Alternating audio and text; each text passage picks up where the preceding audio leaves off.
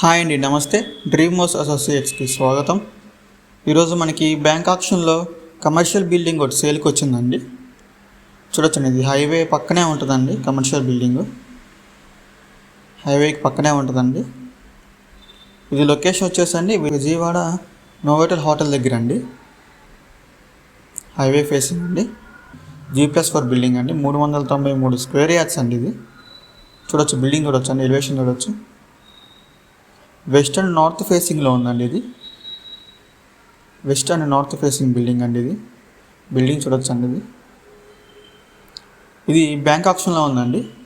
దీని ప్రైస్ వచ్చేసి 7,86,00,000 అండి. బ్యాంక్ ఆప్షన్లో ఉందండి. 7,86,00,000 అండి ప్రైస్ వచ్చేసి.